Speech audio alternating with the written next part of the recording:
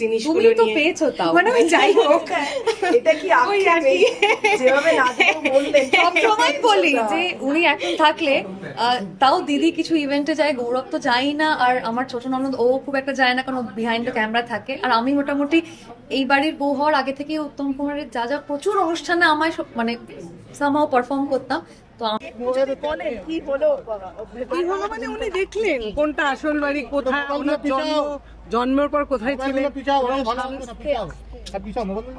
সামনে উনি যে এই বাড়িটা করেছিলেন সেখানেও গেলেন, উনি যে ঘরে থাকতেন সেই ঘরে গেলেন, ওনার প্রাইজ গুলো হাতে নিয়ে দেখলেন। এটাই একটা বিশাল ওনার ইতিহাসগুলোকে মানে উনি রোমন্থন করলেন পুরো ইতিহাসটাকে।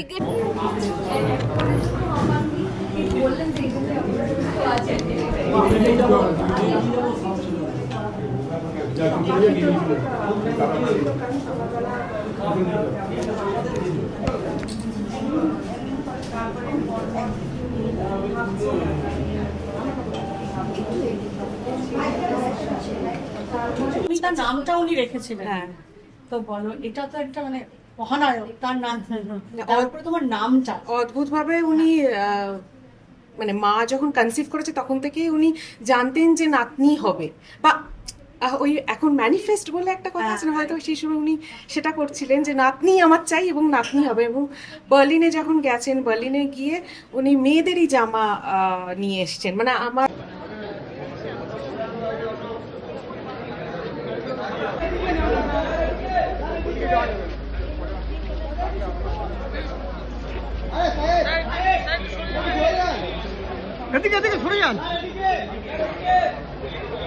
আনন্দের উদযাপনের দিন নয়, কিন্তু তবুও মানুষ আসেন এই দিনটাতে, এবং আজকে মুখ্যমন্ত্রী প্রথম।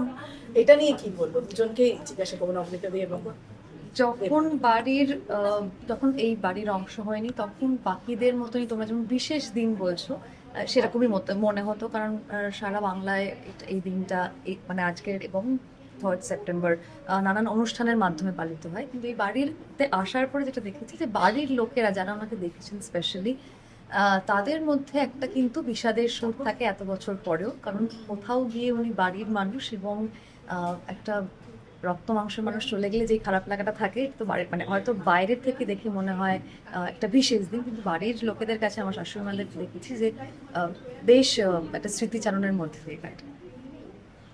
নাতনি কি বলবি মানে হ্যাঁ অবশ্যই, ও যেটা বলেছে ঠিকই একদম, মানে একটা দুঃখের সময় তো নিশ্চয়ই, মানে দুঃখের দিন তো অবভিয়াসলি, কিন্তু দুঃখটা বোধহয় উনি ভুলতে দিতে চান না, মানে মনে করাতে চান না, কারণ আমরা পুরো ভুলেই থাকি জিনিসটা, কারণ এত জায়গায় এত প্রোগ্রামস হয় যার জন্য আমরা না মানে এত তাড়াহুড়োতে থাকি সকাল থেকে উঠে। দেখুন আমরা সেজে গুজেই গেলাম কেওড়াতলা, তারপর এখান থেকে বাড়ি, এখান থেকে আবার নন্দন, নন্দন থেকে আবার রবীন্দ্র সদন, মানে পরপর পরপর প্রোগ্রামস আছে, তাই জন্য ওই যে একটা, হ্যাঁ রাত্রিবেলা যখন মানুষ একা থাকে তখন দুঃখটা বুঝতে পারে। তবে ওনার কথা বলতে বলতে, ওনার সিনেমা দেখতে দেখতে আর সে দুঃখটা আমরা সেইভাবে মানে উপলব্ধি করতে পারি না। নবমী তার নামটা উনি রেখেছিলেন। হ্যাঁ তো বলো, এটা তো একটা মানে মহানায়ক, তার নাম তারপরে তোমার নামটা অদ্ভুত ভাবে উনি মানে মা যখন কনসিভ করেছে তখন থেকেই উনি জানতেন যে নাতনি হবে, বা ওই এখন ম্যানিফেস্ট বলে একটা কথা আছে না, হয়তো সেই সময় উনি সেটা করছিলেন যে নাতনি আমার চাই এবং নাতনি হবে। এবং বার্লিনে যখন গেছেন, বার্লিনে গিয়ে উনি মেয়েদেরই জামা নিয়ে এসছেন, মানে আমার এখনো রাখা আছে জামাগুলো। কিন্তু প্রবলেমটা হচ্ছে যে এখন ছেলে মেয়ে দুজনে একই রকম জামা পরে, তখন কিন্তু মেয়েদেরই আলাদা জামা হতো এবং ছেলেদের আলাদা জামা পরানো হতো। সো ওই আর কি, মানে ওনাকে তো পাইনি ওনার ওই জিনিসগুলো তো নিয়ে, পেয়েছো তাও মানে ওই যাই হোক এটা কি ওই আর কি।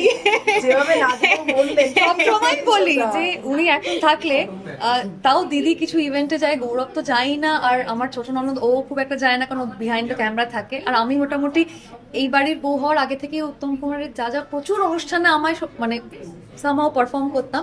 তো আমি শিওর ছিলাম যে আমি ওনাকে নিয়ে যেতাম, কিন্তু সেটা তো আমার হলো না, তাই জন্য বলছি। আচ্ছা, বাকি দিনটা কিভাবে কাটাবে? যদিও বললাম যে উদযাপনের নয়, তবুও তোমাদের কি প্ল্যান বা বাকি দিন বলতে মানে মানে আজকে বাকি সময়টা দিন। ও সারাদিনটা ওই যে বললাম আজকে আবার উল্টো রথও আছে, তো আমাদের পিসির বাড়িতে রথ রাখা আছে, মানে এখানে রাখবো না, তো সেখানে পিসির বাড়ি এখন যাওয়া হবে, রথ আনা হবে। এবারে দুটো ইভেন্ট মিলে মোটামুটি পুরো ইভেন্টফুল একটা দিন আজকে চলবে। আর নন্দন যাওয়া আছে 3টের সময়, আর রবীন্দ্র সদন ঋতুদি ইনভাইট করেছে 7:30-7:30টার মধ্যে আমরা ওখানে পৌঁছে যাবো। দেবলীনা মোটামুটি সেম।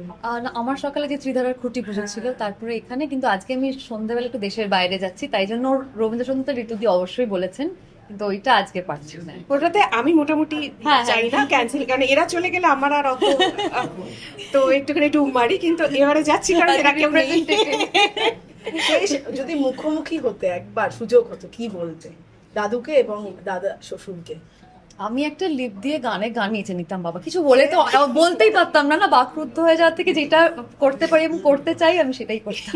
আর আর জানি না, মানে এখন ওই ফিলিংসটা আমি বলতে পারবো না, কারণ এখন মানে ছোটবেলায় এরকম হতো যে দাদু, তো মানে দাদু যেরকম হয়, লোকের দাদু যেরকম হয়, আমার দাদু ওরকম।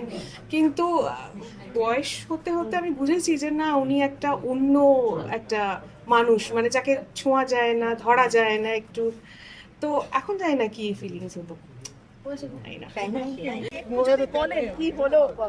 কি হলো মানে উনি দেখলেন কোনটা আসল বাড়ি, কোথায় ওনার জন্মের পর কোথায় ছিলেন। সামনে উনি যে এই বাড়িটা করেছিলেন সেখানেও গেলেন, উনি যে ঘরে থাকতেন সেই ঘরে গেলেন, ওনার প্রাইজ গুলো হাতে নিয়ে দেখলেন, এটাই একটা বিশাল ওনার ইতিহাসগুলোকে মানে উনি রোমন্থন করলেন পুরো ইতিহাসটাকে। জিজ্ঞাসা করলেন আর কি বললেন, আবার কি আসবেন বললেন, কি বললেন? বললেন উনি বললেন লক্ষ্মী পুজো আসবেন, প্রসাদ খাবেন এখানে বসে। আর রুদ্রদা কি বলবে?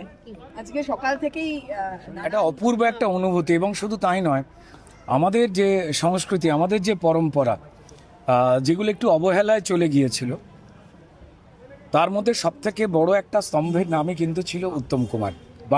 বাঙালি, আমাদের কৃষ্টি, আমাদের সংস্কৃতি, তার যে একটা বড় পরিচয়, সেই সংস্কৃতিকে বাঁচিয়ে নতুন করে তোলবার যে প্রয়াস, সেখানে কিন্তু একটা বড় ভূমিকা আমাদের সবার হৃদয়ে থাকা উত্তম কুমারের।